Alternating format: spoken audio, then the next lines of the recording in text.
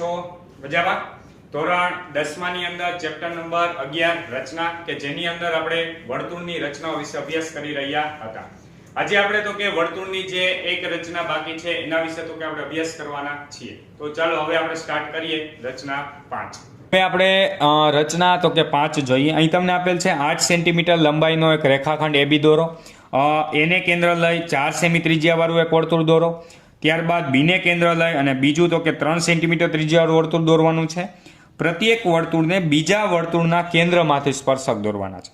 હવે ત્રીજી અને પાંચમી રચના મેં તો કે ત્યારે ભણાવી હતી કે ત્યારે પણ કીધું હતું, તો પાંચમી રચના એના જેવી છે, પરંતુ બંનેમાં ડિફરન્સ છે એ ખાસ સમજવાનો છે. અહીંયા તમને પહેલેથી વર્તુળ નથી આપ્યું, ત્યાં તમને પહેલેથી વર્તુળ આપેલું હતું, બરાબર. તો અહીંયા આપણી પાસે શું છે કે 8 સેન્ટીમીટર લંબાઈનો એક રેખાખંડ AB દોરવાનો છે. ચાલો તો સૌપ્રથમ હું અહીંયા શું કરું છું, 8 સેમી લંબાઈનો એક રેખાખંડ AB દોરું છું. ચાલો તો વ્યવસ્થિત ખાસ બધા ધ્યાન આપજો. 8 સેન્ટીમીટર લંબાઈનો એક રેખાખંડ AB દોરું છું. આડી જ રચના આપણે દોરીશું. ચાલો તો હું અહીંયા 8 સેન્ટીમીટર લંબાઈનો એક રેખાખંડ AB દોરી નાખીએ સૌપ્રથમ.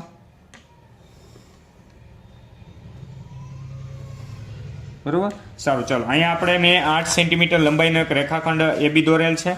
ચાલો હવે ત્યારબાદ આપણે એને નામ પણ આપી દઈએ. ચાલો આ જે છે તો કે A બિંદુ છે અને અહીંયા જે છે તો કે તે B બિંદુ છે. ચાલો હવે આપણે શું આગળ વર્ક કરવાનું છે, એને કેન્દ્ર લેવાનું છે અને એમાંથી 4 સેમી વાળું એક વર્તુળ દોરવાનું છે. ત્યારબાદ બીને કેન્દ્ર લઈ અને 3 સેમી વાળું વર્તુળ દોરવાનું છે. ચાલો એમાંથી 4 સેન્ટીમીટર ત્રિજ્યાવાળું એક વર્તુળ, તો સૌથી પહેલા આપણે 4 સેન્ટીમીટર માપશી. ચાલો 4 સેન્ટીમીટર ત્રિજ્યાવાળું આપણે વર્તુળ એક દોરવાનું છે. તો સૌથી પહેલા આપણે 4 સેન્ટીમીટર ત્રિજ્યાવાળું વર્તુળ લઈએ. ચાલો તો તમે જોઈ શકો છો 4 સેન્ટીમીટર છે, તો 4 સેન્ટીમીટર ત્રિજ્યાવાળું આપણે એક વર્તુળ દોરીએ. ચાલો સૌથી પહેલા અહીંયા 4 સેન્ટીમીટર ત્રિજ્યાવાળું આપણે એક વર્તુળ દોરવાનું છે.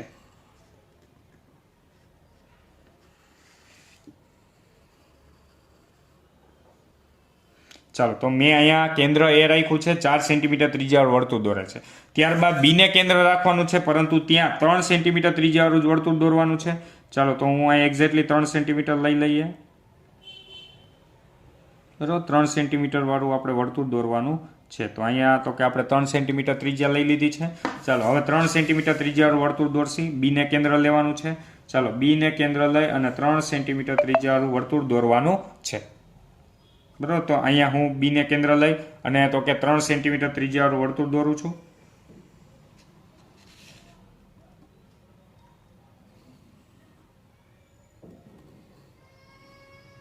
ચાલો બીને કેન્દ્ર લઈ આપણે 3 સેન્ટીમીટર ત્રિજ્યાનું પણ વર્તુળ કમ્પ્લીટ કરી નાખેલ છે. હવે આપણે આગળ શું વર્ક કરવાનું છે, તો કે આપણને આગળ એવું કીધું છે પ્રત્યેક વર્તુળને બીજા વર્તુળના કેન્દ્રમાંથી સ્પર્શક દોરવાના. એટલે ધારો કે આ વર્તુળ પરથી હું સ્પર્શક દોરું, બરોબર, તો એનો મતલબ એવો થયો આ વર્તુળ પર સ્પર્શક દોરવાના અને આ વર્તુળના જે સ્પર્શક છે એ આ વર્તુળ પર દોરવાના છે. તો હવે સૌથી પહેલા આપણે જોઈએ તો અહીંયા રેખાખંડ AB છે. તો સૌથી પહેલા આપણે શું કરશી, રેખાખંડ AB નો તો કે આપણે શું દોરશી, લંબ દ્વિભાજક.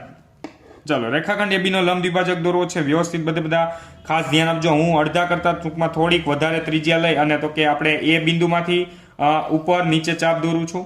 હવે તો બધાને લંબ દ્વિભાજક દોરતા આવડવું જોઈએ, બરાબર. અહીં મેં શું કર્યું છે, A બિંદુમાંથી એક ઉપર નીચે ચાપ દોરી છે. એવી જ રીતે B બિંદુમાંથી પણ હું ઉપર નીચે કે ચાપ દોરું છું. ચાલો B બિંદુમાંથી ઉપર અને તો કે B બિંદુમાંથી તો કે નીચે ચાપ દોરીએ. ચાલો ફરી એકવાર આપણે A બિંદુની તો કે જે ચાપ હતી થોડીક આપણે લંબાવી દઈએ.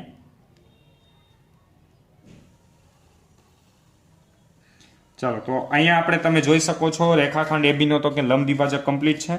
ચાલો AB નો જે લંબ દ્વિભાજક આપણે દોર્યો, બરાબર, એમાંથી તો કે પસાર થતો આપણે એક રેખાખંડ દોરી નાખીએ. બરાબર, તો રેખાખંડ આપણે દોરીએ. ચાલો તો અહીંયા રેખાખંડ AB નો લંબ દ્વિભાજક કમ્પ્લીટ થઈ ગયા છે. ચાલો હવે આપણે શું વર્ક કરવાનું છે, તો કે અહીંયા હવે તો કે આપણે જોઈ શકીએ છીએ રેખાખંડ AB નો લંબ દ્વિભાજક દોરાઈ ગયો. તો હવે આપણે શું લેતા હતા, એને તો કે આપણે એક કોઈ પણ નામ આપી દઈએ. તો હું એને નામ M આપી દઉં છું. ચાલો M ને કેન્દ્ર લેવાનું છે અને MA જેટલી ત્રિજ્યા લેવાની છે. M ને કેન્દ્ર લઈ અને MA જેટલી ત્રિજ્યા લેવાની છે. તમને એમ થાય અહીંયા જ કેમ છાયદું, તો આપણી પાસે જો AB 8 સેન્ટીમીટરનું હતું, બીજું કે આપણી પાસે M શું હોય, મધ્ય બિંદુ હોય. કોનું, તો કે AB નું. હવે જો આ A બિંદુમાંથી જે વર્તુળ મેં દોર્યું હતું ને એ 4 સેન્ટીમીટર ત્રિજ્યાવાળું હતું, એટલા માટે તો કે આનો સ્પર્શક બન્યો. ચાલો હવે આપણે M જેટલું કેન્દ્ર, M ને કેન્દ્ર લેવાનું છે અને MA જેટલી ત્રિજ્યા લેવાની છે અને ત્યારબાદ તો કે શું દોરવાનું છે, આપણે એક વર્તુળ દોરવાનું છે. ચાલો તો M ને કેન્દ્ર લઈ MA જેટલી ત્રિજ્યા લઈ અને તો કે હું એક વર્તુળ કમ્પ્લીટ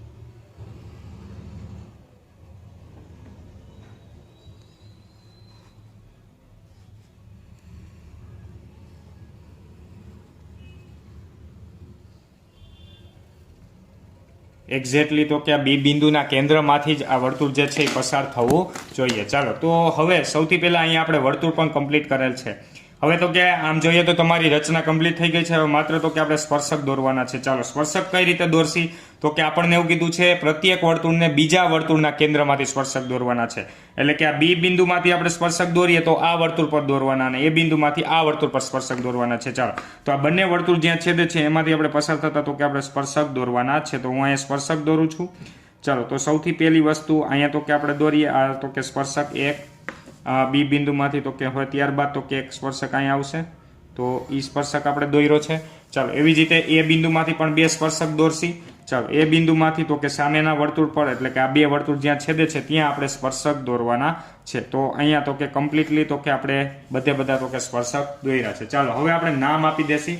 તો સૌથી પહેલા નામ આપણે આપવા છે તો અહીંયા એ બિંદુમાંથી જે કંઈ પણ આપણે સ્પર્શક દોરીએ છીએ ચાલો તો હવે એને આપણે કોઈ પણ નામ આપી દઈએ. ધારો કે આપણી પાસે PQ લઈ લઈએ.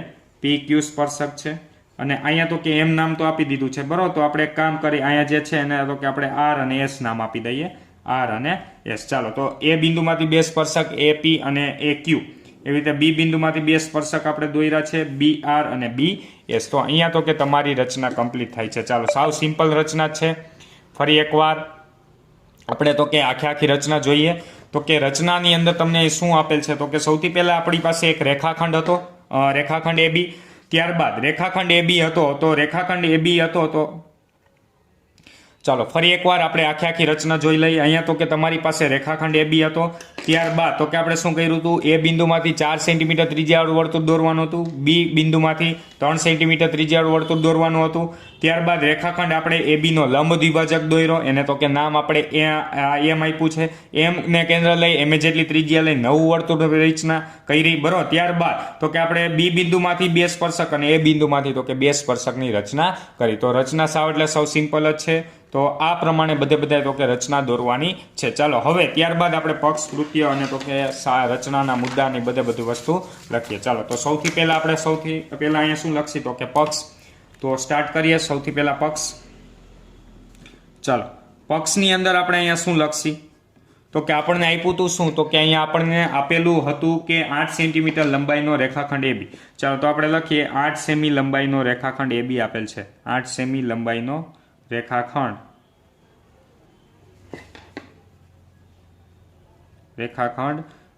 AB આપેલ છે. તથા હજી આપણી પાસે બીજું શું છે તો કે તથા એ આપણી પાસે એ બિંદુ છે. એ બિંદુમાંથી 4 સેમી ત્રિજ્યાવાળું વર્તુળ ત્રિજ્યા તથા બિંદુ બી બિંદુમાંથી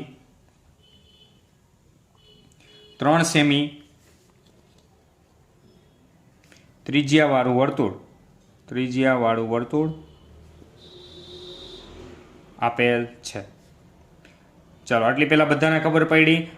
એ બિંદુમાંથી 4 સેન્ટીમીટર અને બી બિંદુમાંથી 3 સેન્ટીમીટર ત્રિજ્યાવાળું વર્તુળ આપેલ છે. હવે આપણે રચના શું કરવી છે તો કે પ્રત્યેક વર્તુળને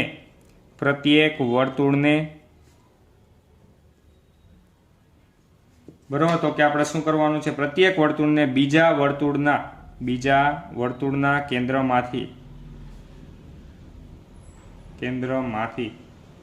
તો કે સ્પર્શકની રચના કરવાની છે. ચાલો સ્પર્શકો દોરવા અથવા સ્પર્શકો રચવા. પ્રત્યેક વર્તુળને બીજા વર્તુળના કેન્દ્રમાંથી તો કે સ્પર્શક દોરવા. ચાલો હવે આપણે તો કે રચનાના મુદ્દા લખશી. રચનાના મુદ્દા ચાલો તો સૌથી પહેલા આપણે તો કે પહેલો મુદ્દો કયો આવશે તો કે અહીંયા આપણી પાસે 8 સેમી લંબાઈનો જે રેખાખંડ AB આપેલ છે એ જ આપણે પહેલો મુદ્દો લખવો પડશે. ચાલો તો સૌથી પહેલા આપણે પહેલો મુદ્દો લખીએ 8 સેમી લંબાઈનો રેખાખંડ AB દોરો. ચાલો પહેલો મુદ્દો શું આવશે 8 સેમી લંબાઈનો રેખાખંડ AB દોરો.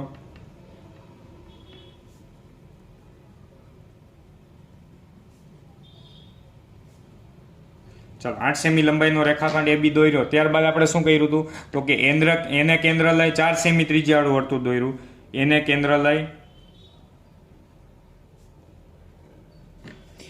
કેન્દ્ર લઈ 4 સેમી ત્રિજ્યાવાળું વર્તુળ 4 સેમી ત્રિજ્યાવાળું વર્તુળ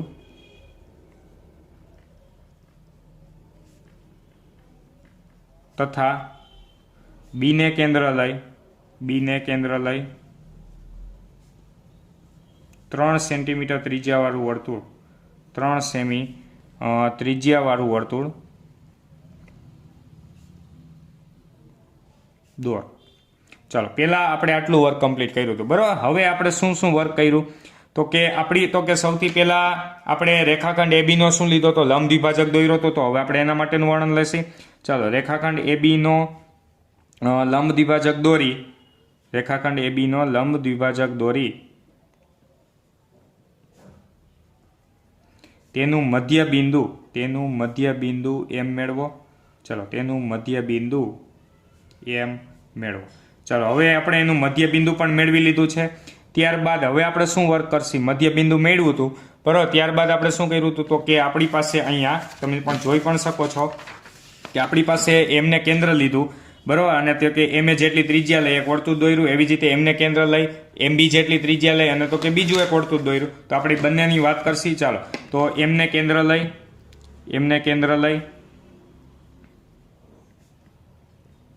એમે ત્રિજ્યાવાળું વર્તુળ તથા એમને કેન્દ્ર લઈ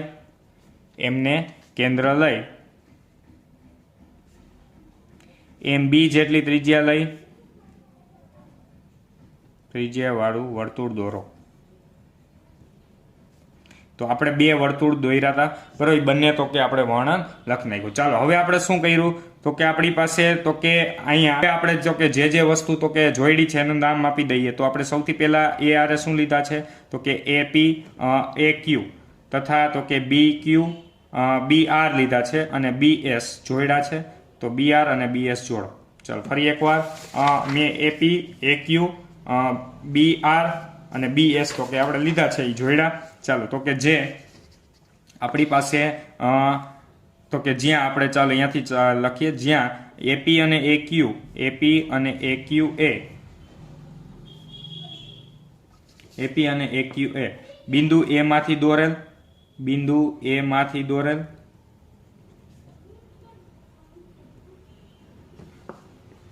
તથા B કેન્દ્રવાળા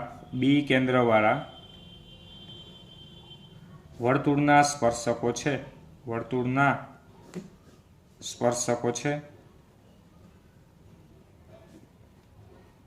તથા BR અને BS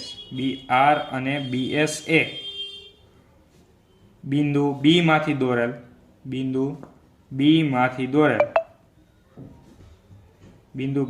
દોરેલ તથા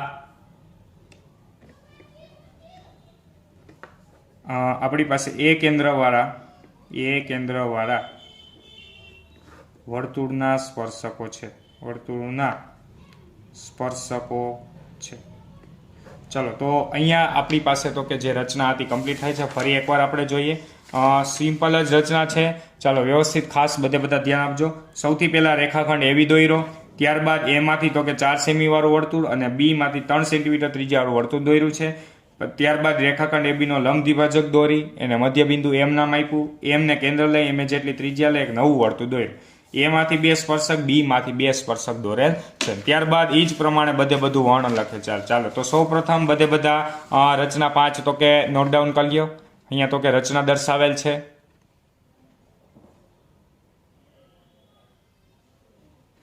ચાલો, ત્યારબાદ અહીંયા તો કે આપણી પાસે પક્ષ અને કૃત્ય છે.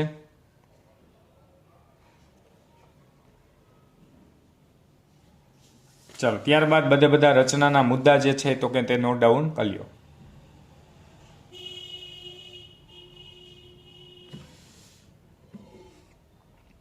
તો અહીંયા તો કે આપણે તો કે 5 રચના કમ્પ્લીટ થાય છે. તો ખાસ બધા વિદ્યાર્થીઓએ તો કે સ્વાધ્યાય 11.2 ની 5 રચના વ્યવસ્થિત બધા તો કે સમજીને કરવાની છે. Thank you so much.